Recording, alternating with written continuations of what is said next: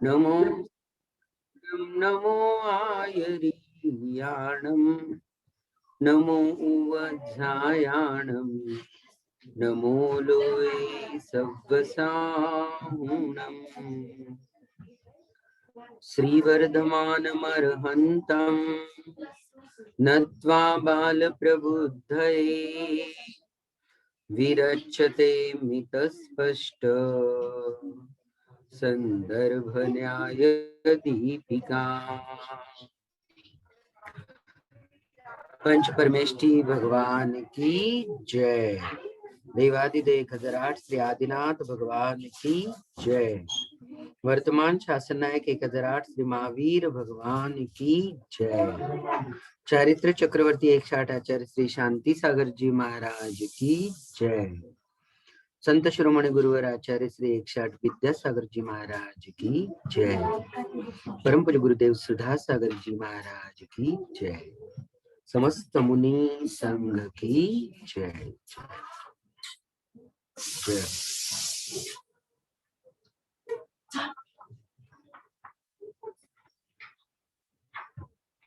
सबको सादर जय जिनेन्द्र।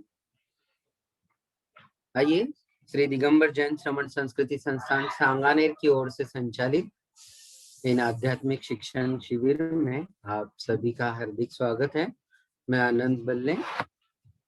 हम जिस कक्षा में अभी जुड़े हुए हैं वह श्री न्यायदीपिका जी की कक्षा है और श्रीमद् अभिनव धर्मभूषण यति जी के द्वारा विरचित इस न्याय के भूमिका स्वरूप प्रारंभिक बालकों के लिए प्रवेश के स्वरूप ऐसे न्यायदीपिका ग्रंथ का अध्ययन कर रहे हैं। और मूलभूत जो विषय है इसका अभी कल ही की कक्षा से हमने प्रारंभ किया है। 8वें परिच्छेद से यह प्रसंग हमने कल शुरू किया हुआ है। मैं स्क्रीन पर शेयर कर देता हूं। जिनके पास, जिन महानुभावों के पास ग्रंथ विराजमान ना हो घर पर या पुस्तकें अवेलेबल ना हो, वे लोग यहाँ स्क्रीन पर भी देख सकते हैं। इस ग्रंथ में 3 प्रकाश है। यहाँ दीपिका शब्द का प्रयोग किया गया है। न्याय दीपिका, दीपिका माने दीपक। तो एक ऐसा दिया जो न्याय की विषय वस्तु को प्रकाशित करता है। जगत के समस्त प्रमेयों को न्याय के आलोक में जो प्रकाशित कर रहा है, ऐसा यह एक अद्भुत दिया जिसे कि न्याय दीपिका कहा गया है। तो दीपिका शब्द का प्रयोग किया गया होने से इसके अध्यायों को प्रकाश नामकरण किया गया है। तो दिए के अलग अलग जो प्रकाश के साधन होंगे, तो उस हिसाब से यहाँ प्रकाश नामकरण किया गया है हर अध्याय के लिए। तो ये पहला अध्याय है प्रमाण सामान्य प्रकाश का। इसमें प्रमाण का सामान्य स्वरूप बतलाया गया है जो कि बालकों को सुलभता से समझ में आ सके, इसी हिसाब से दिया गया। आइए, कल जो पढ़ा था विषय उसी को लेते हुए आगे चलते हैं। 8वां परिच्छेद हम लोग देख रहे थे, सम्यक ज्ञानम प्रमाणम। सम्यक ज्ञानम प्रमाणम, क्या तात्पर्य है इसका? तात्पर्य इतना सा है कि जो भी ज्ञान समीचीन होता है, सम्यक होता है, वह प्रमाण कहलाता है। उसी को प्रमाण कहना चाहिए। अत्र प्रमाणम लक्ष्यम सम्यक ज्ञानत्वम तस्य लक्षणम। यहाँ पर इस परिभाषा में प्रमाण तो लक्ष्य है हमारा, और जो उसका सम्यक ज्ञानम यह लक्षण किया गया है। कल की कक्षा में हमने आपको ये भी बतलाया था कि जो भी लक्ष्य और लक्षण हुआ करते हैं उनमें शब्द सामानाधिकरण्य का होना बहुत आवश्यक होता है। उसके बिना कोई भी लक्षण निर्दोष लक्षण नहीं कहलाता। तो इस पर हमने कल चर्चाएं की थी। आज हम जो विषय विशेष तौर पर देखने वाले हैं वह यह है कि इस ज्ञानम पद के साथ जो सम्यक पद जोड़ा गया है, वह सम्यक पद क्या महत्व रखता है, इस संदर्भ में आज की कक्षा में हम थोड़ी सी बात जरूर करेंगे। ठीक है, देखिए, अत्र सम्यक पदम संशय विपर्यय अनध्यवसाय निराशाय क्रियते। यहाँ जो परिभाषा में सम्यक ज्ञानम कहा गया है, तो यह सम्यक जो पद दिया गया है निरर्थक तो है नहीं। कोई ना कोई तो उसकी वजह होगी, और बेवजह तो कोई बात कर नहीं सकते न्याय के ग्रंथों में। एक वर्ण भी यहाँ बेवजह नहीं होता है, नाप तोल कर हर चीज रखी जाती है और उसी हिसाब से यहाँ बात की जा रही है। तो सम्यक पद जो दिया गया है परिभाषा के अंतर्गत, वह दिया गया है संशय, विपर्यय और अनध्यवसाय के निराकरण करने के लिए। क्यों, क्या वजह है कि इनका निराकरण करना पड़ रहा है हमें? तो हेतु दे दिया है अप्रमाणत्वात् एतेषां ज्ञानानाम इति। यह मूल हेतु है इसका। हम इन्हें क्यों दूर कर रहे हैं? तो ये तीनों भी ज्ञान वस्तुतः अप्रमाण रूप है, अप्रामाणिक है, इनमें कोई सच्चाई नहीं है, ज्ञान की स्थिति नहीं बनती इनमें, इसीलिए इनका निराकरण इस सम्यक पद के द्वारा किया गया है। तो ये बात आप अंडरलाइन कीजिएगा और इसे अच्छे से समझ लीजिएगा कि संशय, विपर्यय, अनध्यवसाय ये तीनों भी ज्ञान अप्रमाण रूप है, प्रामाणिक ज्ञान बिल्कुल भी नहीं है। इसीलिए एतेषां ज्ञानानाम निराकरणम अत्र सम्यक पदेन क्रियते। यहाँ सम्यक पद के द्वारा इनका निराकरण माने इनको दूर किया गया है।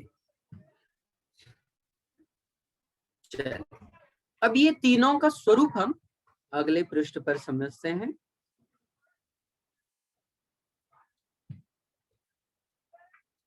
देखो, 9वां परिच्छेद हम प्रारंभ कर रहे हैं, इसको अच्छे से समझ लेते हैं।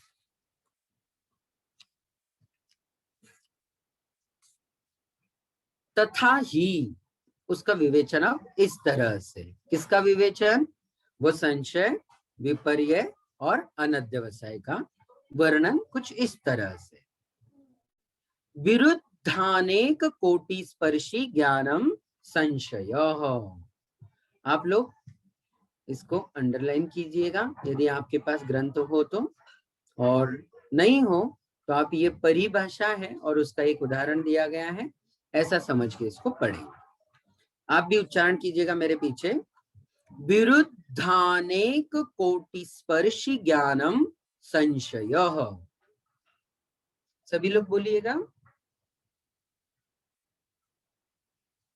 पुनः एक बार देखिएगा। विरुद्धानेक कोटि स्पर्शी ज्ञानम संशय।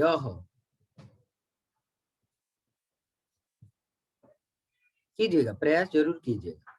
यथा स्थाणुर्वा पुरुषो वेति।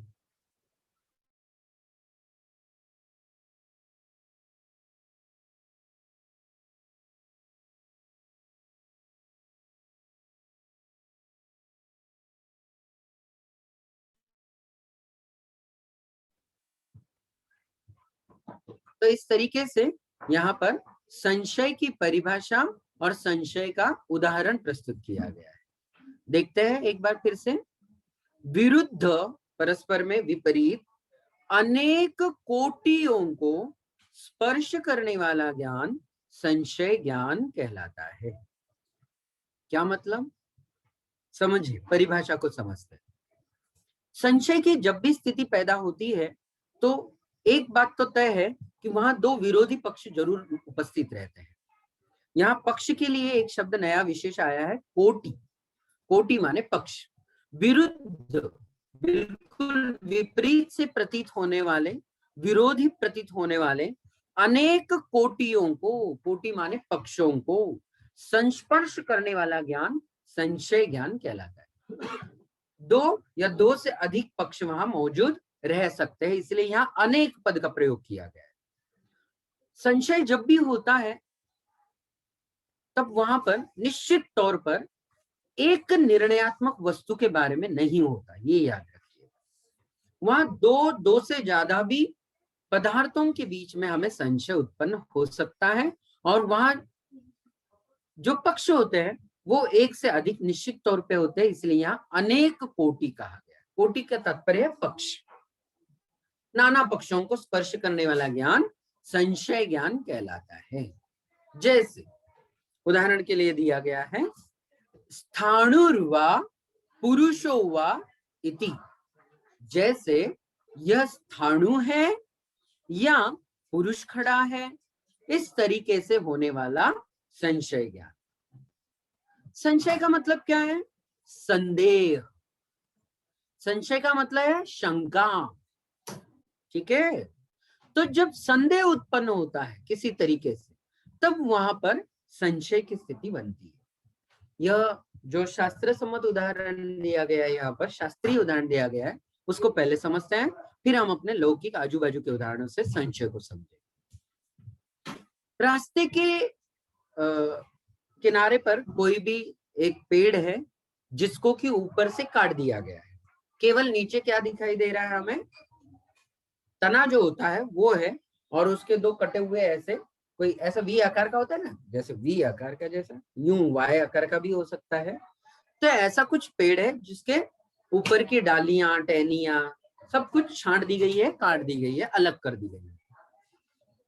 तो ऐसे में काफी दूर से ऐसा लगता है जैसे कोई पुरुष खड़ा हो और उसने हाथ ऊपर उठाया।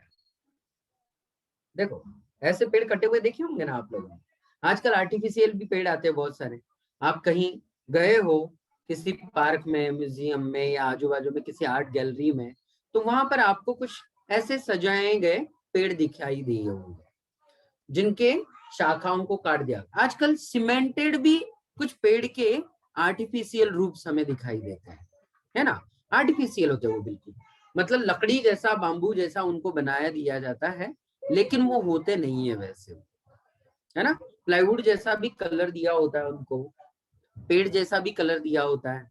तो कुछ यूं है कि 6-7 फीट की हाइट है और उसको काट दिया गया है, उसे कहते हैं स्थाणु। क्या कहते हैं उसे? स्थाणु। याद रखिए, वहां पुरुषो वा इति। शांत बाळ आवाज यायला है, दरवाजा बंद करूंगी। तो यहाँ पर ये कहा जा रहा है यह कोई स्थाणु है या पुरुष है। ऐसा इसलिए लग रहा है क्योंकि वो दिखने में एक जैसे दिखते हैं। काफी दूर से देख रहा है व्यक्ति, जो भी देख रहा है, तो उसे भ्रम हो रहा है, संदेह उत्पन्न हो रहा है कि राह के किनारे कोई व्यक्ति खड़ा है या कोई पेड़ कटा हुआ खड़ा है। संदेह की स्थिति बनती है।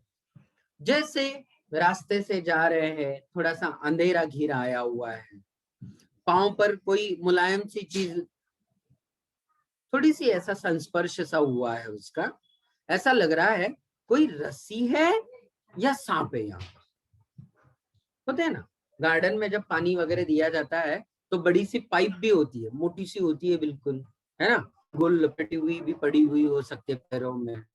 यहाँ गार्डन के लिए आजू बाजू में रखी हुई रस्सियां हो सकती है ना। गेट बंद करने के लिए कई बार प्रवेश करते हैं, प्रवेश को नाकारने के लिए, मना करने के लिए कई बार उनका प्रयोग किया जाता है रस्सियों का। तो ऐसी रस्सी कोई खुल करके पड़ी है। तो जब ऐसी रस्सियां पड़ी होती है और अचानक थोड़ा सा अंधेरा घिरा आ रहा हो और हमारा पैर पड़ जाए, तो अचानक हमें लगता है कि क्या भाई रस्सी है या सांप है। देखो, दो चीजें, संदेह तो उत्पन्न हुआ है। हाँ, अब इस संदेह को हम कहते हैं मिथ्या ज्ञान। क्यों?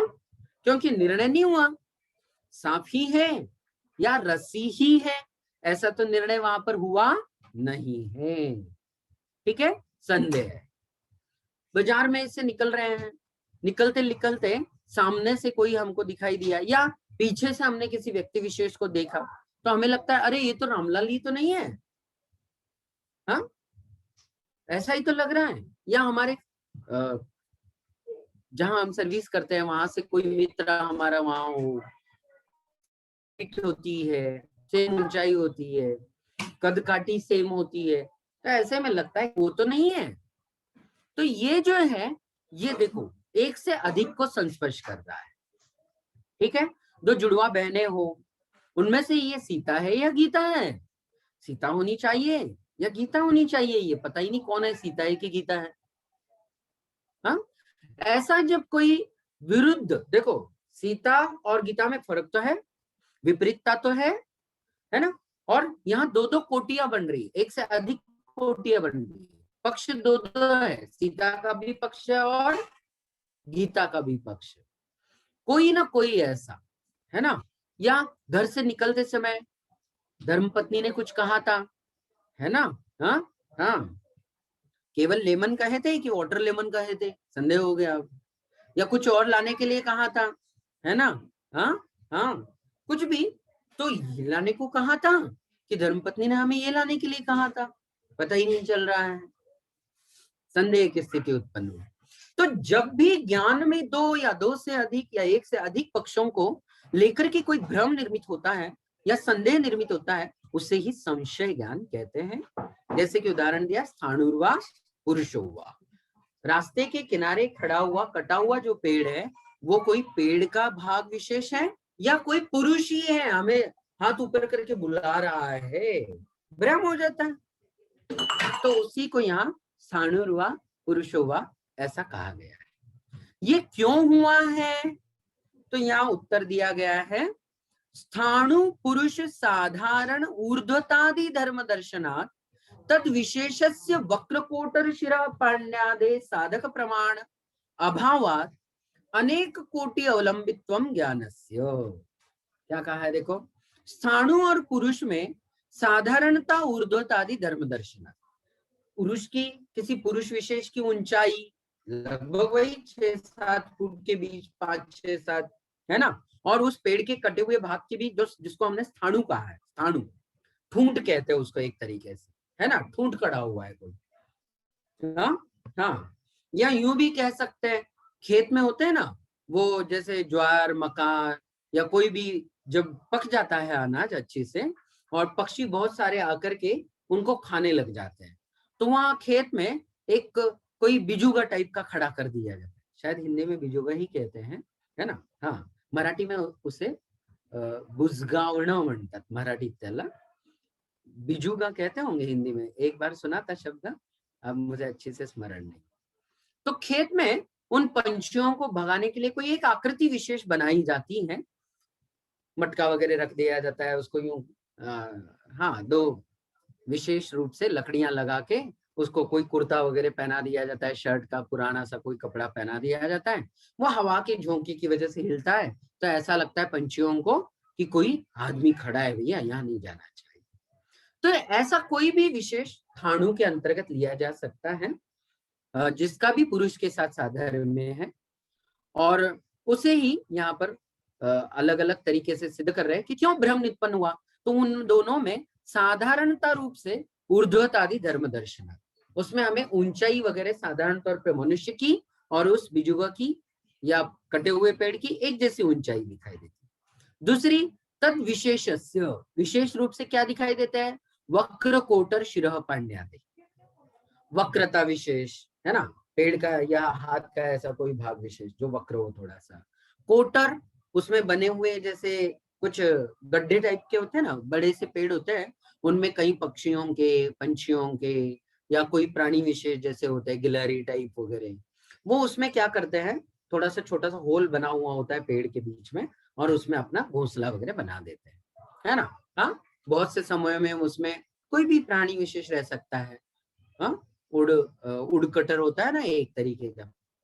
हाँ हाँ, तो वैसे भी पक्षी वहां रहते हैं कुछ ऐसे। उसमें शिरः पाण्यादे, उसकी पश्चात क्या होता है, सिर जैसा विशेष या पानी माने हाथ विशेष, ऐसा कोई आकृति विशेष बन गया है। ऐसे साधक प्रमाणों के वहां अभाव होने से कि पुरुष ही है या स्थाणु ही है, ऐसा विशेष रूप से हमें वहां पता नहीं चलता, इसलिए अनेक कोटियों का अवलंबन लेने वाला ज्ञान क्या कहलाता है, संशय ज्ञान कहलाता है। ठीक है। घर में बड़े प्रसंग ऐसे उत्पन्न होते हैं जब बड़ी संशय की स्थिति पैदा हो जाती है ना। हाँ, कई घरों में ऐसा देखने को मिलता है कि थोड़ी सी शकीली पत्नी हो या शकी पति हो तो बार बार संशय की स्थितियां घर में उत्पन्न होती हुई दिखाई देती है। हाँ, हम जैसे क्लास में पढ़ाते हैं तो हमें भी बहुत बार संशय सा होता है। हाँ, अब जैसे राम और श्याम दोनों भी जुड़वा भाई होते हैं, राम हमेशा शरारती करता है, शाम तो बहुत अच्छा सीधा साधा होता है, होमवर्क वही पूरा किया होता है, लेकिन राम उसकी कॉपी चुरा के कहता है कि ये सर मेरी कॉपी है, और उधर पहुंचते तक बिल्कुल भी कॉपी गदार हो जाती है। तो ऐसे में संशय उत्पन्न हो सकता है, भाई शरारत किसने की, अभी राम ने की कि श्याम ने की, पनिशमेंट किसी एक को मिलती है ना। तो ऐसे में उनमें दिखाई देने वाले साधारण रूप से धर्म विशेष जो कॉमन हो और कुछ विशेष हो, उनका विशेष रूप से सद्भाव वहां पर नहीं पाया जाता, इसलिए उनको अभाव कहा गया है। और नाना कोटियों का अवलंबन लेने की वजह से उसको क्या कहा गया है, संशय कहा गया है। रखना क्या है याद, संदेह की स्थिति है ना। हाँ, किसी मुनिराज ने कोई मंत्र दे दिया, हाँ, और उसमें जो वर्ण थे वो थोड़े इधर उधर हो रहे, बोलते समय कुछ या मौखिक रूप से कहा गया था, ऐसा कहा था कि वैसा कहा था, संदेह हो गया, है ना। हाँ, कोई भी विशेष, जैसे पौराणिक शास्त्र में भी हम देखते हैं अजैर यष्टव्यम को लेकर के संदेह उत्पन्न हुआ, अज शब्द का अर्थ क्या बतलाया था, है ना। गुरुवर ने पढ़ाते समय पुराना अनाज यह अर्थ बतलाया था, या उसका कोई अर्थ प्राणी विशेष को लेकर के छागादि नाम पशु ऐसा कहा गया है, छाग माने बकरी, बकरी आदि अर्थ बतलाया था उसका, यहाँ कौन सा प्रासंगिक अर्थ होगा। तो इसमें जब संदेह संशय उत्पन्न हो गया, उसको कहते हैं अज्ञान रूप अवस्था है, क्योंकि यहाँ निर्णय नहीं है, व्यवसायत्मकता नहीं है, इसलिए इसे अज्ञान की कोटि में रखा गया है। ठीक है, और जब तक तत्व के बारे में संदेह उत्पन्न होता रहेगा, मान के चलना कि हम सम्यक दर्शन से अभी काफी दूर है। क्यों, क्योंकि सम्यक दर्शन का पहला ही अंग निशंकित होता है। निशंकित से तात्पर्य है शंका के लिए वहां कोई स्थान नहीं है, वहां संशय के लिए कोई स्थान नहीं है। ऐसी संशय रहित अवस्था ही निशंक अंग कहलाता है, सम्यक दर्शन का पहला अंग हुआ करता है। जिन वच में शंका न, जिनेन्द्र भगवान ने जैसा कहा है, हाँ, जैनोक्त जो भी होता है उसमें कोई संशय करने की आवश्यकता नहीं है। इतना दृढ़ निर्धारण, इतना दृढ़ श्रद्धा ही सम्यक दर्शन का पहला निशंकित अंग कहलाता है। दूसरा जो है, अब विपर्य के बारे में देखिएगा। विपरीत एक कोटि निश्चयो विपर्य, ध्यान से देखिएगा, परिभाषा देखिएगा। विपरीत एक कोटि निश्चयो विपर्यय, क्या तात्पर्य है, दो विरोधी, दो विपरीत कोटियों को, माने पक्ष, पहला पक्ष दूसरा पक्ष, विपरीत दो पक्षों को, लेकिन निश्चयात्मक जो ज्ञान होता है उसे विपर्य कहते हैं। संशय में ज्ञान दोलायमान होता है, इधर उधर निर्णय नहीं होता है कोई एक विशेष, लेकिन विपर्य में क्या होता है, एक निर्णय हो चुका होता है, हाँ, लेकिन वो निर्णय गलत होता है, बस इसीलिए उसको विपरीत कहा गया। ठीक है, विपरीत एक कोटि का निश्चय कराने वाला ज्ञान विपर्य ज्ञान कहलाता है। यथा जैसे शुक्तिकायाम इदम रजतम इति ज्ञानम, उदाहरण ये तो बिल्कुल प्रसिद्ध उदाहरण है शास्त्रीय। जैसे समुद्र के किनारे कोई टहल रहा है और समुद्र की रेत में किनारे पर बालू में कुछ चमकने वाले सीप दिखाई देते हैं, है ना। शंख हो सकते हैं, सीप हो सकते हैं, कुछ और भी तत्सम पदार्थ हो सकते हैं, वो चमचम चमचम चमक रहे हैं, मानो चांदी ही किसी की पड़ी हो, चांदी का कोई आभूषण पड़ा हो, चांदी की कोई सिल्ली पड़ी हो, बिल्कुल ऐसे, हाँ, चांदी जैसा जो चमक रहा है, उसकी वजह से एक भ्रम उत्पन्न हुआ है कि ये संशय में क्या स्थिति होगी, ये कोई चांदी है या सीप है चमकने वाली, संदेह की स्थिति। लेकिन विपर्य में क्या होता है, बिल्कुल एक निर्णय हो जाता है, लगता है किसी की कोई चांदी की वस्तु गिर गई है, ये तो चांदी का ही लग रहा है। जैसे जैसे पांच पहुंचेगा उसका भ्रम अलग होगा, उसका विपरीत ज्ञान ठीक भी हो सकता है बाद में, है ना।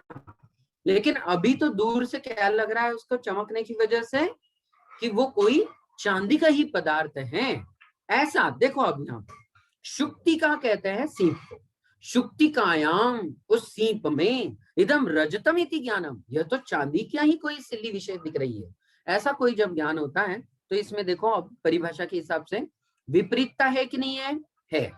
असल में वो सीप थी, लेकिन हमने उसको समझा चांदी। विपरीत एक कोटि का निश्चय है कि नहीं है। यहाँ निर्णयात्मक अवस्था है, लेकिन विपरीत होने की वजह से मिथ्या ज्ञान रूप है।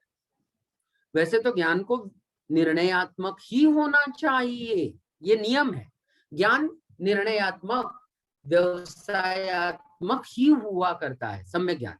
लेकिन मिथ्या ज्ञान में निर्णयात्मकता भी है, व्यवसायत्मकता भी है, निश्चयात्मकता भी है, तथापि विपरीतता के होने की वजह से उसे विपर्यय की कोटि में रखा गया है।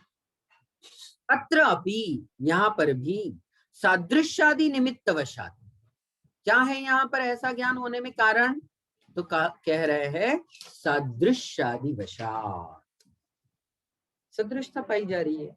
जैसे चांदी में और सीप में चमचम चमकने वाला जो समानता रूप वर्ण है वह समान है, इसलिए वहां पर इस सादृश्य की वजह से विपरीत कोटि का ज्ञान हमें उत्पन्न हो रहा है। ठीक, जैसे बगिया में पड़े हुए वही रस्सी वाले उदाहरण की ओर समझ लेते हैं हम। उस रस्सी को हमने रस्सी होते हुए भी क्या समझ लिया, सांप ही है। ऐसा जब हम समझ लेते हैं तो वो कहलाता है विपर्यय ज्ञान। क्या कहलाता है वो, विपर्यय ज्ञान कहलाता है। ठीक है, क्यों, क्योंकि सांप, रस्सी में हमने सांप का ज्ञान कर लिया। क्या कर लिया, सांप में हमने रस्सी का, या रस्सी में हमने सांप का ज्ञान कर लिया। कभी कभी उल्टा भी हो जाता है, ये तो हम और आप हैं जो रस्सी को देख करके भी सांप समझ लेते हैं। एक तुलसीदास जी थे, हाँ, वो अपनी पत्नी से इतने व्यामोहित थे, इतने अधिक व्यामोहित थे कि जब पहली बार उन्होंने अपनी पत्नी को मायके भेजा था, जानते ही होंगे वो किस्सा तो, है ना, इतनी व्यामोहित अवस्था कि पत्नी को मिलने रात में ही घर से निकल पड़े। और रात में बीच रास्ते में जिस पत्नी के मायके तक पहुंचना था, नदी थी बीच में, और उन्होंने देखा कुछ भी नहीं, रात के अंधेरे में एक उनको लगा लकड़ी का कोई ऐसा कटा हुआ भाग विशेष तैर रहा है, उस पे वो चढ़ गए और पार हो गए नदी के किनारे। बाद में लोगों ने, आजू बाजू में कोई एक दो चार रहे होंगे, उन्होंने देखा कि ये अभी अभी जो आदमी उतरा है नदी किनारे पर, ये तो लग रहा है जैसे बड़ा सा मगरमच्छ हो। देखो, मगरमच्छ पे भी बैठ गए। क्यों, क्योंकि मोह की ऐसी दशा थी, उनको सूझा ही नहीं, उनको तो लगा बिल्कुल लकड़ी तैर रही है, लकड़ी पे चढ़ गए और वो आ गए नदी किनारे। इधर जब घर के पास पहुंचे तो पत्नी का मकान 2 मंजिला रहा होगा, 2 मंजिलों का मकान रहा होगा, तो ऊपर पत्नी अब रहेगी, रात में नीचे क्यों बजाए, है ना, दीवार की सांखल वगैरह क्यों विशेष बजाए। तो उन्होंने देखा, पीछे से प्रवेश करने की इच्छा की उन्होंने, और पीछे देखा कि कोई ऐसा लग रहा है जैसे पत्नी ने उनको कोई ऊपर के एंगल से या गैलरी से कोई साड़ी लटकती हुई सी उनको लगा, अरे वाह, पत्नी को पता था मैं आने वाला हूँ, उसने देखो अपने को चढ़ने के लिए यहाँ पर भी साधन बना दिया है। उन्होंने उसको जोर से पकड़ा और वो चढ़ते हुए ऊपर की मंजिल पर पहुंच गए। पत्नी ने जैसे ही आवाज हुई, आहट हुई, पत्नी ने दरवाजा खोला, देखा कि गैलरी में एक बड़ा सा सर्प लटक रहा है, अजगर लटक रहा है, और इसको पता भी नहीं। तुलसीदास तो चढ़ के उसी को पकड़ के चढ़ के गैलरी में आए हुए हैं, बालकनी में आए हुए हैं। अब बताइएगा, ये व्यामोह की अवस्था में असली सांप को भी तुलसीदास रस्सी समझ बैठे, साड़ी समझ बैठे, और एक हम हैं कि असल रस्सी को भी सांप समझ लेते हैं। अच्छा, मिथ्या ज्ञान है, तो मिथ्या ज्ञान की वजह से कोई नुकसान तो होना नहीं चाहिए था, लेकिन ऐसा होता नहीं है साहब। जिसमें समझने वाली बात देखना क्या कह रहा हूं। सांप झूठा है, हाँ, रस्सी थी, लेकिन मन को जो डर प्रतीत हुआ वह डर असली था। डर को हम नहीं कह सकते झूठा झूठा डर था, झूठ मूठ के हम डर गए थे, एक्टिंग कर रहे थे भैया, ऐसा नहीं कह पाओगे आप। डरे वास्तविकता में, वो जो पसीना पसीना हुआ है ना पूरा शरीर, वो पसीना क्या झूठा था? बताइएगा आप ही। हाँ, क्या उस पसीने को हम कह सकते हैं कि वो पसीना झूठा था, झूठ मूठ का पसीना था, असली वाला थोड़ी ना था? ये नहीं कह सकते आप। भले आपने रस्सी को सांप समझा, रस्सी सांप नहीं बनी, रस्सी ने आपको काटा नहीं, रस्सी की वजह से आपको कुछ जहर भी नहीं चढ़ता, लेकिन ये जो रिएक्शन हुए हैं, वो रिएक्शन क्या नकली थे? बताइएगा। क्या उनको हम कह सकते हैं कि ये भी झूठ मूठ के थे, मिथ्या थे, आभास रूप थे? नहीं, ये वास्तविक थे। तो ये चीज समझने जैसी है। देखो, आभास रूप ज्ञान भी क्यों ना हो, दुख जरूर देता है, ये चीज समझ लीजिएगा। मिथ्या ज्ञान दुखी कैसे करता है, ये समझ लीजिएगा। इससे मोह कैसे दुखी करता है, ये समझ लीजिएगा इससे। इसीलिए आचार्यों ने कहा कि भाई सम्यक ज्ञान तो आनंद को प्रदान करने वाली वस्तु है, हमारे आत्मिक आनंद को विकसित करने वाली अवस्था विशेष सम्यक ज्ञान है। आनंद का पर्यायवाची नाम है। वो तो खुशियों को लेकर के आएगा, वो तो शाश्वत आनंद को लेकर के आएगा, जबकि मिथ्या ज्ञान कोई आनंद नहीं लाता है, साथ भ्रमात्मक होता है, आभासात्मक होता है, वो भी क्षणिक के दिन, एक क्षण भर के लिए लगे भी तो, लेकिन अधिकांशतः मिथ्या ज्ञान आपको दुख ही देता है, कष्ट ही देता है, पीड़ा ही पहुंचाता है। ये तो लौकिक उदाहरण से जो समझ में आ रहा है उसकी बात कर। ये अनादिकाल से जो मिथ्यात्व रूपी अज्ञान है ना, मिथ्या ज्ञान जो है ना हमारे पास, 7 तत्वों को न जानने की वजह से जो मिथ्या ज्ञान, उसकी वजह से तो जो नाना दुख झेले हैं संसार के, उसका तो बखान ही कौन कर सकता है भाई, है ना? अत्रापि, पुनः एक बार विषय की ओर आते हैं, अत्रापि सादृश्यादि निमित्त वशात शुक्ति विपरीते रजते निश्चय। यहाँ पर भी सादृश्यादि की वजह से शुक्तिका में, वो सीप में, है ना, वो जो शंख सीप जो भी हो बालू में पड़ा हुआ, शुक्तिकायाम इदम रजतम इति ज्ञानम, रजते निश्चय, रजत रूप निश्चय हो जाता है। हुआ निश्चय है, लेकिन वह विपरीत कोटि का निश्चय हुआ है। ठीक है, समझ में आया है? चलो तीसरी और एक परिभाषा देख लेते हैं आज, ये भी महत्वपूर्ण है। परिभाषा ही देख लेते हैं क्योंकि कट रही है ये लाइन। लोचन मात्र मनध्यवसाय, बोलिएगा, हाँ बोलिए, प्रयास कीजिएगा। ये सब परिभाषाएं देखो, ये श्री न्याय दीपिका जी में न्याय के संदर्भ में बहुत अच्छी परिभाषाओं का संकलन है। पूर्वाचार्यों की जो भी पारिभाषिक शब्दावलियां रही है, परिभाषाएं रही है, वो पूज्यवर धर्मभूषण यति जी ने संकलित करके संदर्भों के साथ प्रस्तुत की। तो ये हमें याद कर लेनी है ना, याद रखना है। क्या कह रहे हैं? किमित्यालोचन मात्र अनध्यवसाय, किम इति आलोचन मात्र, किम इति मतलब क्या है, हाँ कुछ है, इति आलोचन मात्र अनध्यवसाय, आलोचन मात्र क्या मतलब? समीक्षा नहीं की गई है कोई, आलोचना मतलब यहाँ समीक्षात्मक अर्थ नहीं है, बिना सोचे समझे, केवल दृष्टि से देख भर लिया, दृष्टि पड़ी है उस पर, मतलब दर्शनोपयोग का विषय तो बन गया, लेकिन उसको ज्ञानोपयोग का विषय बनाने के लिए बहुत ज्यादा आगे चांस नहीं मिले हुए। सामान्य अवभास मात्र हो गया, सत्ता का अवभास मात्र हो गया, कुछ है लेकिन क्या है ये जानने की इच्छा ही नहीं हुई।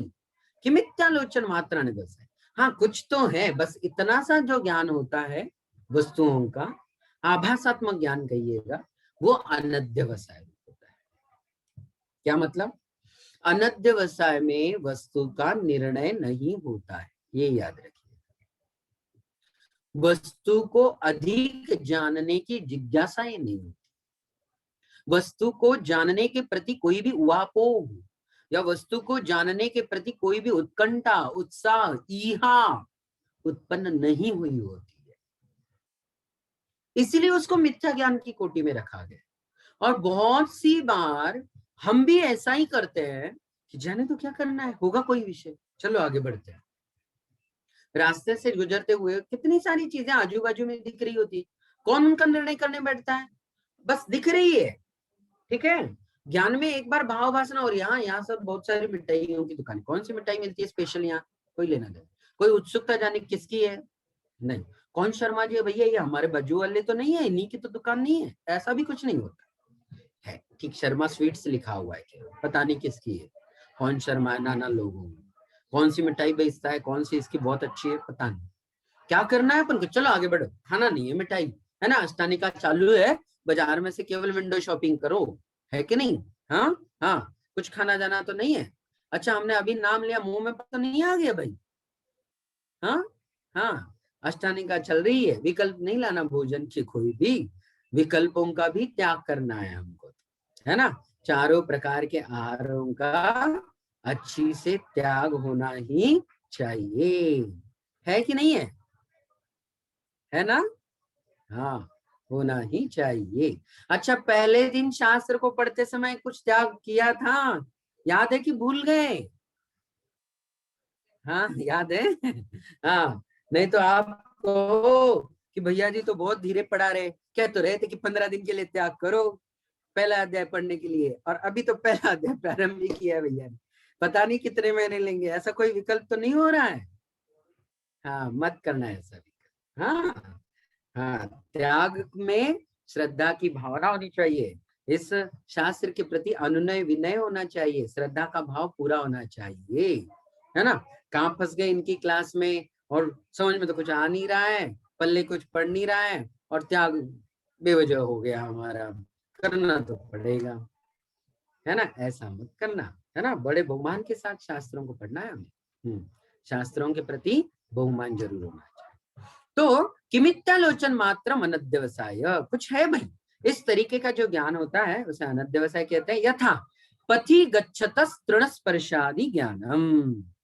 हाँ, पथि गच्छत, पथि माने रास्ते पर, गच्छतः जाते हुए, तृणस्पर्शादि ज्ञानम, अब पाँव को कुछ तो स्पर्श हो रहा है, घास फूस है या कोई और चीज है या क्या है, पता नहीं, ध्यान नहीं दे रहे हम उसकी तरफ। तो जब हम ध्यान नहीं देते हैं, तो ऐसी अवस्था में जो ज्ञान होता है उसे कहते हैं क्या, अनध्यवसाय कहते हैं। मूलतः अनध्यवसाय उपेक्षात्मक ज्ञान होता है, हमने ज्ञान की उपेक्षा जहां कर रखी है, होगा कुछ तो, क्या करना है अपन को, बढ़ो आगे चलो, होता है ना ऐसा, कई बार उपेक्षात्मक भी होती है अवस्थाएं। तो जब उपेक्षात्मक ज्ञान उत्पन्न होता है तो उसे कहते हैं अनध्यवसाय। क्या कहते हैं उसे, अनध्यवसाय। और क्या दिया है, अच्छा परिच्छेद तो काफी बड़ा है, ये अनध्यवसाय की परिभाषा तक ही हम लोग रुक जाएंगे। तीनों परिभाषाएं देख लीजिएगा फिर से एक बार, संशय, विपर्य और अनध्यवसाय। संशय में भ्रमात्मक स्थिति होती है, संदेहात्मक स्थिति होती है, एक से अधिक पक्ष वहां मौजूद होते हैं। विपर्य में एक ही पक्ष होता है लेकिन विपरीत होता है, बिल्कुल बिल्कुल उल्टा, बिल्कुल मिथ्या। ठीक, और अनध्यवसाय में तो ज्ञान की, जानने की जिज्ञासा ही पूरी तरीके से हम लोग मार चुके होते हैं, होती नहीं होने देते। क्या होता है कि किसी भी वस्तु को जानने के लिए यहाँ का होना बहुत जरूरी है, ये हमारी इच्छा क्या है वो वस्तु आती, लेकिन जब ऐसा व्यवसाय रूप ज्ञान, अनध्यवसाय में क्या होती है, ज्ञान की एक तरह से उपेक्षा होती है, उपेक्षात्मक ज्ञान अनध्यवसाय ज्ञान। ठीक है, मेरे ख्याल से विषय थोड़ा सा सरल है, इतना कठिन भी नहीं है, समझ में आ गया होगा। जिन भी महानुभावों को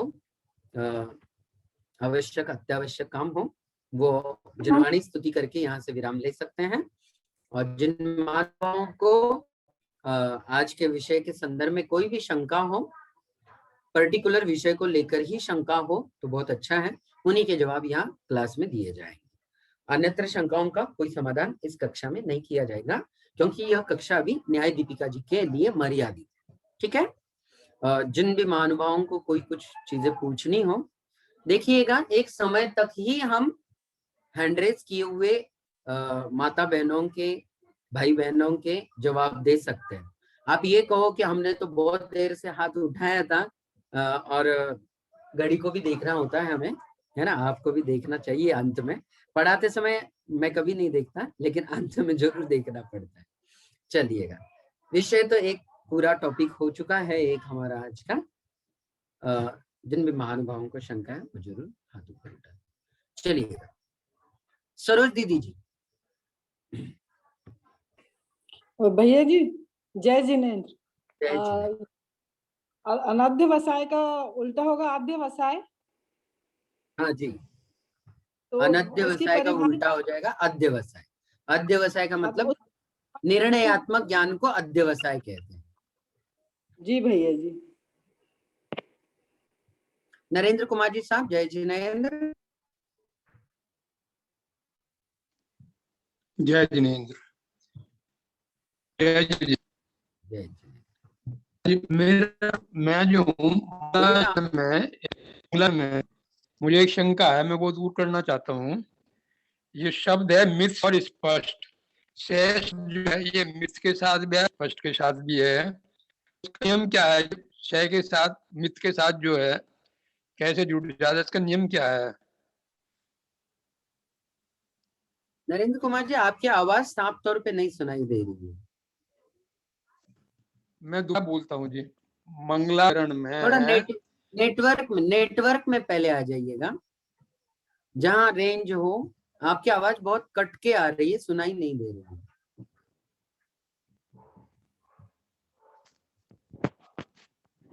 रेंज तो ठीक ही है जी। हाँ, बोलिएगा। जो मंगलाचरण है इसमें मिथ्स स्पष्ट एक शब्द है। हाँ मिथ्स जी। और स्पष्ट, इसमें से जो है मिथ के साथ भी आया है, उसके साथ भी आया है। तो ठीक। इसका क्या नियम है कि ये जो है क्या दोनों आया के है साथ मिथ के साथ? से शब्द जो है स्पष्ट से मिथ के साथ से आया है ना जी। इस उच्चारण में मिथ्स और स्पष्ट। सवर्ण कह रहे हैं। हाँ जी, नहीं, हाँ आप जी। शंका पूछिएगा। शंका क्या कहना क्या चाह रहे हैं? मैं चाहता हूँ कि ये जो से वर्ड है ये स्पष्ट के साथ और मिथ्स के साथ में दोनों साथ में कैसे, आपका नियम क्या होता है? ये उच्चारण में से शब्द मिथ के साथ भी उच्चारण करते हैं और स्पष्ट के साथ भी उच्चारण करते हैं। सा जो है मिथ के आधा साथ सा। कहाँ स है? मिथ के साथ स का उच्चारण कहाँ होता है? मुझे तो ऐसे लगे, जब आप उच्चारण करते मिस मिस स्पष्ट ऐसे बोले ना जी। नहीं, मित स्पष्ट। अच्छा, मस्त। ठीक देखो, है जी। विरच्यते मित स्पष्ट ठीक है जी। संदर्भ न्याय दीपिका। इसमें ठीक कहाँ है क्या जी। प्रॉब्लम? इसमें कोई प्रॉब्लम नहीं है। मैं ये समझ रहा था आप मिता बोल रहे हैं ना, मुझे लग रहा था मिस बोलते हैं आप, मुझे ये मिस लगा नहीं, था। मित मित मित स्पष्ट। मिता ठीक है, विसर्ग, मित। मिथ के साथ में विसर्ग। नहीं नहीं, विसर्ग ठीक नहीं है। है, नहीं नहीं, धन्यवाद। विसर्ग नहीं है। ये विसर्ग अच्छा नहीं है यहाँ पर, अच्छा क्योंकि मित स्पष्ट जी। संदर्भ से युक्त न्याय दीपिका, ये सब सामासिक एक ठीक ही है जी। शब्द बना ठीक, दिया गया है। ठीक है, ठीक है चलिए। जी। मिस। धन्यवाद। ओके ओके, जय जी। इधर अंजलि उखड़कर। अंजलि जी, हाँ, जिनकी शंकाएं हो रही है वो लोग हैंड रेज का ऑप्शन भी नीचे कर ले, माइक अनम्यूट म्यूट कर ले। जय जिनेन्द्र पंडित जी। वो हाँ जी, जय जिनेन्द्र। अनध्यवसाय इतना स्पष्ट नहीं हुआ है। जय जिनेन्द्र। आवाज नहीं पंडित आ जी, रही मेरी थोड़ी। आवाज आ रही? हाँ, थोड़ा जोर से बोलिए। अनध्यवसाय थोड़ा स्पष्ट कीजिए। अनध्यवसाय को, अनध्यवसाय जो ज्ञान है वो उपेक्षात्मक ज्ञान है एक तरीके का, जहां हमने ज्ञान को उत्पन्न होने से वहीं रोक दिया। कोई ज्यादा जानने की जिज्ञासा नहीं की हमने। मतलब कोई भी पदार्थ हमने राह किनारे देखा होगा कुछ, भाई बच्चे बहुत बार पूछते हैं हमारे साथ, जब छोटे छोटे बच्चे होते, पापा ये क्या है, पापा वो क्या है। हम क्या कर देते हैं, अरे रहने दे, चल आगे सीधा नीचे देख के। ये जो ज्ञान है ना, ये उपेक्षात्मक ज्ञान ही अनध्यवसाय कहलाता है। हमने उसको जानने के लिए इच्छा नहीं की, हमने उसका निर्णय करने के लिए प्रक्रिया में आगे के दौर में हम नहीं बढ़े, ये सब उपेक्षात्मक एक तरीके का ज्ञान अनध्यवसाय कहलाता है। ठीक है, नहीं तो हमने मिथ्या ज्ञान तो नहीं किया वहाँ, क्या नहीं किया? मिथ्या ज्ञान किया क्या वहाँ? हाँ, मिथ्या ज्ञान ही तो है। जिस ज्ञान में सम्यक निर्णय नहीं हुआ है कि ये वस्तु ये है और ये वस्तु ये नहीं है, ऐसा जब तक निर्णय नहीं होता तब तक वो ज्ञान मिथ्या ही कहलाता है। ठीक है, चलिए पूजा जी जैन। जय जिनेन्द्र भैया जी। जय जिनेन्द्र भैया जी। जय जितेंद्र। ये जो पंक्तियां जय सुनी है, जिनेंद्र, जय जिनेंद्र। ये पंक्तियां जो सुनी है, विपरीत एकांत विनय के, संशय अज्ञान कुनय के, तो इसका और इसका कुछ कनेक्शन है क्या? है, बिल्कुल है, क्यों नहीं है। ठीक है, विपरीत संशय जी ये जो है वो तो बिल्कुल जस के तस ही है, जी इसमें कोई अंतर नहीं है। क्योंकि सच्चे देव शास्त्र गुरु को छोड़ करके अन्य को हमने सच्चा मान लिया है, तो ये विपरीत तो ही हुआ। ये इसी को तो मिथ्या ज्ञान कहते हैं। इसी की वजह से तो हमारा संसार है तो ये ना। दोनों सेम संशय में भी चीजें। यही होता है ये। जी, हाँ जी जी, उसी का सेम है, सेम वर्णन है, किया बिल्कुल। हुआ है, उन्हीं का वर्णन यहाँ पे किया है ना, मतलब उसी का ही। समझ सकते हैं आप, यहाँ ये समझ सकते हैं कि सम्यक ज्ञानम प्रमाणम में सम्यक पद इसीलिए दिया गया है कि संशय विपर्य अनध्यवसाय रूप जो मिथ्या ज्ञान है उनको हटा दिया जाए, उनको दूर कर दिया जाए। जी जी चलिए मंजू भाभी जी, जय जिनेंद्र। भैया जी आज बहुत अच्छा से समझ में आया, क्योंकि ये थोड़ा तत्वार्थ सूत्र जी में भी है ना पढ़ा हुआ है, बहुत अच्छा से समझ में आया। पहले भी हाँ, पढ़ा हुआ है, एक बार दो ये बार। ये पढ़ा है ना, संशय विपर्य अनध्यवसाय तत्वार्थ सूत्र जी में है ये। बिल्कुल बिल्कुल बिल्कुल बिल्कुल। भैया सम्यक जी ज्ञान मुझे का विषय, आप सम्यक ज्ञान का विषय जब भी पढ़ोगे तो उसमें ये वर्णन तो आएगा ही आएगा, बिल्कुल आएगा। तो मुझे बहुत अच्छा से समझ में आया, इसलिए मैं खुशी के मारे आपको बताने के लिए अच्छी मैंने बात एड्रेस है। किया। धन्यवाद भैया जी, बहुत अच्छा पढ़ा रहे अच्छा, हैं, बहुत अच्छा लग रहा है, बहुत अच्छा लग रहा है।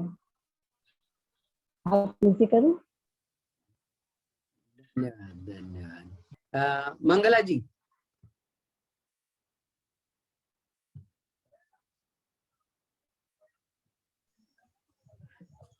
तो विरुद्ध कोटि म्हणते, विरुद्ध कोटि पक्ष वाले और अनेक कोटि पक्ष वाले, इसका मतलब क्या है? विरुद्धता में क्या होता है, दो बिल्कुल विपरीत होती है। अनेक में क्या होता है, विरोधी हो ये जरूरी नहीं है, उसके जैसे भी सादृश्य भी तो अनेक कोटियां हो सकती है ना। हाँ, जैसे अब सीप और मोती में सादृश्य वाला ज्यादा है प्रसंग, तो सदृशता को हम कह सकते हैं कि अनेक कोटि में ले ले केवल, लेकिन विरुद्ध में तो बिल्कुल दो अलग अलग टोंक होते हैं, है ना। अनेक कोटि को इसलिए सादृश्यता में विरुद्ध लेना है क्या? ले सकते अनेक हैं, कोटि को ले सकते सादृश्यता। ले सकते ले सकते हैं। संशय में भी सदृशता ही मूल वजह होती है, संशय में भी सदृशता का ही दिखाई देना मूल वजह होती है वहां पर। लेकिन क्या हो सकता है, दो बिल्कुल भिन्न भिन्न, एक स्थाणु अचेतन पदार्थ है जबकि पुरुष बिल्कुल चेतन है, तो चेतन अचेतन में तो विपरीतता पाई जा रही है ना। हाँ, पर ये इसलिए संशय है ना, संशय में लिखा है ना इसको। संशय में विरुद्ध लिखा हुआ है, वो समझा रहा हूं।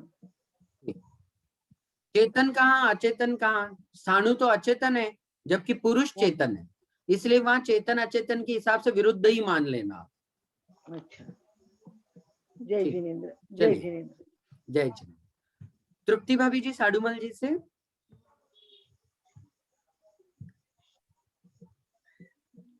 जिनका पूछा जा चुका है, अपना नंबर आ चुका है, वो हैंड रेज का ऑप्शन नीचे कर लें ताकि कंफ्यूजन ना हो, और माइक भी म्यूट कर लें। हाँ,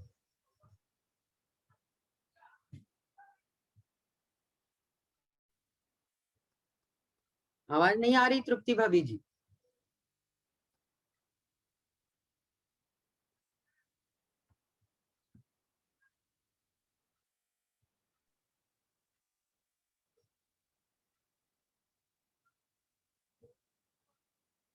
नहीं, आवाज नहीं आ रही है, तब तक चले आप सेट कर लीजिए। विनीता भाभी जी, जय जिनेंद्र। जय जिनेंद्र भैया जी, आवाज आ हाँ रही जी है? जय, आ रही, साफ आ रही विनीता भाभी। हाँ भैया जी, थोड़ा सा क्या कहना चाहिए, ऊहापोह चल रहा है कि अनद्य क्या चल व्यवसाय रहा है? को, हुआ पो चल रहा है। हाँ, अनद्य व्यवसाय को उपेक्षात्मक ज्ञान बोल दिया। तो जो सम्यक ज्ञानी होता है वो तो या तो गुणों पे दृष्टि देगा, या फिर जो काम का नहीं उसकी तरफ ध्यान नहीं देता। तो अभी जैसे आपने उदाहरण में दिया था कि मिष्ठान आदि के जो दुकान चल रहे, तो वो हर चीज पे तो दृष्टि देगा नहीं, तो क्या वो अनद्य व्यवसाय के कोटि में आ जाएगा? जी देखिएगा, एक तो पक्का मान के चलिएगा कि दर्शनोपयोग और ज्ञानोपयोग, ये हमारे यहाँ तो क्या होता है, दर्शनोपयोग के पश्चात ज्ञानोपयोग की स्थितियां बनती है। तो जब बाजार से जा रहे होते हैं तो हर चीज का हमें ज्ञान थोड़ी ना होता है, हर चीज का हम निर्णय करते थोड़ी ना आगे बढ़ते हैं। देख लिया बस, है ना, देख लिया। कई बार ऐसा होता है जो जानने लायक भी होता है लेकिन हम उसको जानते नहीं है, छोड़ देते हैं, क्या करना है भैया अपन को, चलो आगे बढ़ो। अब जैसे बहुत बार ऐसा होता है कि स्कूलों में वगैरह हम लोग देखते हैं कि ये परीक्षा में नहीं आने वाला है, छोड़ो इसको, चलो आगे बढ़ो आगे बढ़ो, बताते नहीं है। पढ़ाते समय बच्चों को ये एक दृष्टि रहती है कि ये ज्यादा महत्वपूर्ण नहीं है, देखो इसमें उलझो मत, नहीं समझ में आ रहा है छोड़ दो आगे बढ़ो। अब क्या हुआ, किसी का माइक चालू है भैया, माइक बंद कर दीजिएगा, किसी एक का माइक चालू है। जो भी शंकाएं जो पूछ रहे हैं वे लोग अपना माइक तुरंत बंद कर लीजिएगा, है ना। हाँ चलिए, तो मैं ये बात कर रहा था आपसे कि कई बार क्या होता है कि ज्ञान की ऐसी भी स्थिति उत्पन्न होती है जब हम बहुत अधिक जानने का प्रयास नहीं करते हैं, तब वो कहलाता है अनध्यवसायात्मक ज्ञान।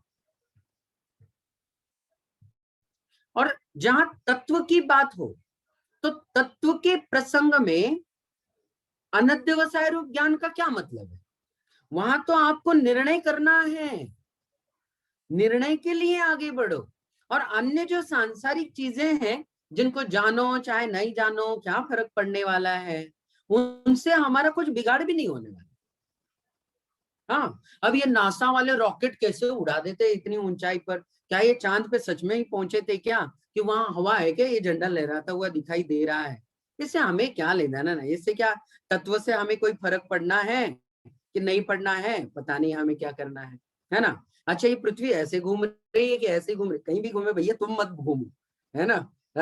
हाँ तुम स्थिर रहो, तुम तत्वों के बारे में स्थिर बुद्धि रखो, उतना ही पर्याप्त है, ठीक है, इससे ज्यादा प्रयोजन हमारा नहीं है कुछ भी, ठीक है। ये रात में सूरज कहाँ चला जाता है पता नहीं, बिल्कुल कितनी जगह खोजते हैं पता नहीं कहाँ चला जाता है, इससे क्या लेना देना, है ना। हाँ ये कितने दिनों तक रहेगा और इसकी लाइट कितनी दिन तक और चले, क्या लेना देना है हमें, जान दो इसको, ये सब अनध्यवसाय ही रहने दो इसको, ठीक है। हाँ चलिए, तो नविता जी का नंबर हो गया। नविता जी हैंड रेज का ऑप्शन नीचे नहीं किया आपने, तृप्ति भाभी जी को एक बार अवसर देते हैं, माइक चालू हो गया तो कर लीजिएगा। जैन पंडित जी, हाँ जी जय जनेन्द्र, आ गई आवाज। ये बोलना था कि परीक्षा के बारे में पूछना था, परीक्षा में प्रश्न कैसे आएंगे? आपने पिछली परीक्षाएं दी है कल्याण मंदिर जी के एक ही भाव की? नहीं दी। कौन सी परीक्षा दी है अभी पिछले दिनों में? अभी पिछले हमने 14 मई को जो शिविर लगा था 10 दिन का, उसमें हमने पुरुषार्थ सिद्धि उपाय की परीक्षा दी थी। ठीक ठीक ठीक, तो 14 मई से लेकर के अब तक जो भी शिविर हुए हैं उनके सबकी प्रश्न पत्रिकाएं सारी ऑब्जेक्टिव होती है। ऑब्जेक्टिव से मतलब है हमारा केबीसी, देखते हो ना केबीसी, मल्टीपल चॉइस होती है। हाँ बिल्कुल बिल्कुल, एमसीक्यू टाइप के क्वेश्चंस रहेंगे सारे के सारे, बिल्कुल हाँ जी। और हर सवाल पर आपको हाँ पुरस्कार मिल जाता है ना। करोड़पति तो बनाना ही है भैया हमको भी, है कि नहीं। हाँ सवाल करोड़ का है, ज्ञान का विषय है, न्याय का विषय है, तो भाई कीमत तो बहुत है इसकी तो, है ना। हाँ लेकिन पंडित जी संस्कृत भी होने की वजह से अगर सूत्र वगैरह जैसे आएंगे डेफिनेशन संस्कृत की, जैसे फिल इन द ब्लैंक्स वगैरह, तो थोड़ी डिफिकल्ट हो जाएगा। नहीं हम यही समझ लेंगे कि हमें संस्कृत नहीं आता भैया, बचा लो हमको, जितना सरल हो सके उतनी परीक्षाएं दे दो, है ना। हाँ हम यही सोचेंगे कि हमें संस्कृत नहीं आती, बाकी पढ़ने वालों को ज्यादा आती है तो आने दो, क्या फर्क पड़ता है। तो ये सोच के ही हम पेपर बनाएंगे, ठीक है भाभी जी, डरिएगा मत। और सारे ऑप्शन वही होंगे। और क्या होता है, इतना इजी पेपर होता है ना, ये दे चुके बहुत सारे लोग हैं यहाँ पर अभी, है ना। कल्याण मंदिर जी का दे चुके हैं, एक ही भाव जी का दे चुके हैं, आउट ऑफ आउट लिए हुए भी वहाँ दशकों में थे कुछ। हाँ, तो बहुत सारे पंडित जी, लोग आप तो जुड़े बोल हुए देते हैं। आप तो बोल देते हैं बहुत इजी है, बहुत सरल है, लेकिन यहाँ पे क्या तो बहुत सरल कठिन है, लगता है।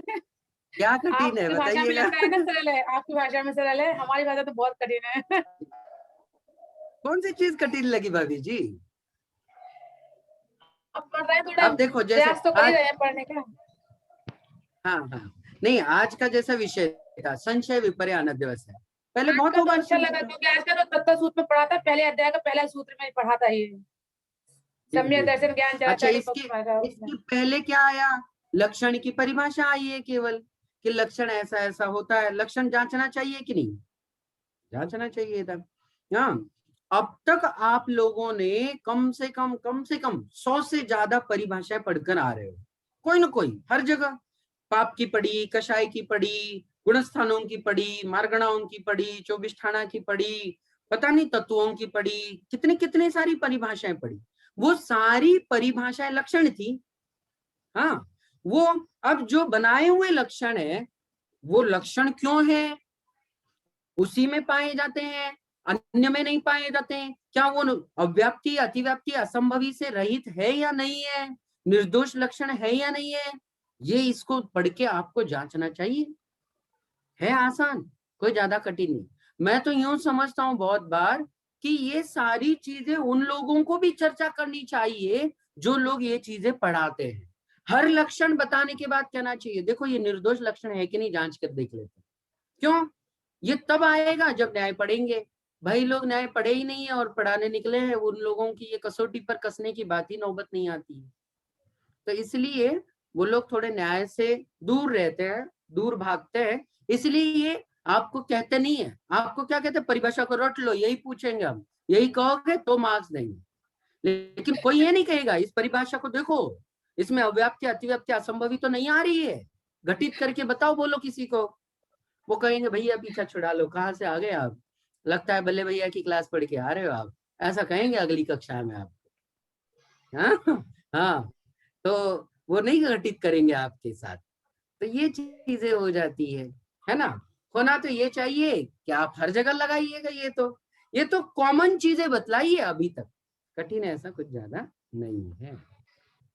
चले, अंतिम कॉलर है आज के, अब हम और किसी का कॉल नहीं ले पाएंगे, समय हो रहा है, 9:40 हो रहा है। जय जिनेन्द्र। उषा जी,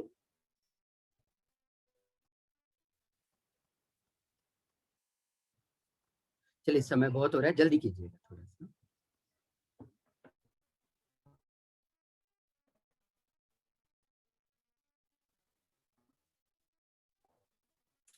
माइक माइक चालू कीजिएगा, माइक चालू कीजिएगा, आपका माइक चालू नहीं है, चालू नहीं है, पता नहीं आवाज क्यों नहीं आ रही है। चलिए कोई बात नहीं है, कल की कक्षा में आप पुनः जुड़ जाइएगा। माइक को टच कीजिएगा पहले तो, खुला नहीं है आपका माइक अभी, हाँ खुल गया है, अब बोलिएगा शायद आवाज आ जाए। फिर बंद किया आपने माइक को, हाँ अब खुल गया है, बोलिएगा। नहीं, कुछ भी हम आपकी आवाज नहीं सुन पा रहे हैं, कोई बात नहीं है, नेटवर्क का कोई इशू हो सकता है, ऐसा यहाँ हम रुक जाता है। जनवाणी स्तुति कर लेते हैं सभी लोग मिल करके। जावाणी के ज्ञान से सूझे लोकालो, सोवाणी मस्तक नमो सदा देत हूँ दो।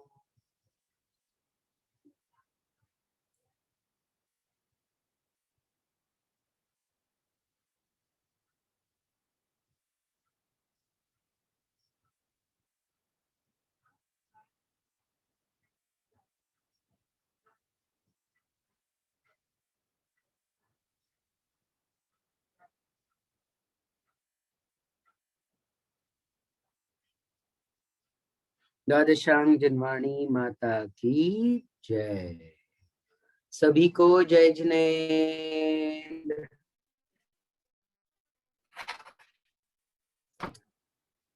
इसकी परीक्षाएं किस तरह से होंगी, कब होंगी, इस संदर्भ में हम बाद में सूचनाएं प्रेषित करेंगे जब सभी लोग एक साथ होंगे। ठीक है, इसलिए अभी जो तृप्ति भाभी जी थी हमारे साथ जुड़ी हुई, हमने उनको बहुत ज्यादा अधिक जवाब नहीं दिया है। जब सभी लोग होंगे तब हम लोग एक दिन क्लास में चर्चा करेंगे कि इसका पेपर कैसा हो। निश्चिंत रहिएगा, पेपर से डरने की आवश्यकता नहीं है और अभी से तैयारी करते चलिएगा। जो रोज हो रहा है उसको तैयारी कीजिएगा और हमारा पेपर कुछ समय पश्चात ज्यादा होगा, है ना, क्योंकि अभी तो हमने नया अध्याय, नया पर्व शुरू किया है। इसको पहला तो अध्याय पूरा करेंगे, इतना तो करेंगे। रहोगे कि नहीं साथ में, कि कल 21 तारीख आएगी आप कहोगे भैया इतना ही कांटेक्ट था हमारा, हम चलते हैं, आप पढ़ाते रहिए, ऐसा तो नहीं करोगे। हाँ, तो इसको पहला अध्याय तो हम पूरा करेंगे, फिर उसके बाद विराम करेंगे। हाँ, चलिएगा, आराम से चलेंगे। संभवतः हम उम्मीद करते हैं कि 30-31 तारीख तक पहला अध्याय लगातार पढ़ेंगे, non stop, non break. Okay, आप लोग भी अपनी मानसिकता बना के रखना। 21 को कोई ये शिविर खत्म नहीं होगा न्याय दीपिका जी का। बाकियों के बारे में इतनी अधिक जानकारी मैं नहीं दे सकता हूँ, मुझे पता भी नहीं है, लेकिन कम से कम 30-31 तक हम लगातार पढ़ेंगे पहला अध्याय। हाँ, कोई विघ्न बीच में ना आए, कोई डिस्टरबेंस ना हो, तो हम कंटिन्यू पढ़ते रहेंगे 31 तारीख तक। और जब पूरा पहला अध्याय होगा उसके दूसरे दिन हम एग्जाम का प्रारूप या एग्जाम का नियोजन करेंगे। उसी दिन आपके एग्जाम्स होंगे और तुरंत रिजल्ट का पता चल जाएगा, उसमें कोई दिक्कत नहीं। उसके अगले दिन परीक्षा होने के अगले दिन इस शिविर को हम न्याय दीपिका के पूर्ण विराम देंगे। ठीक है, चलिए रुक जाते हैं। जय जिनेंद्र।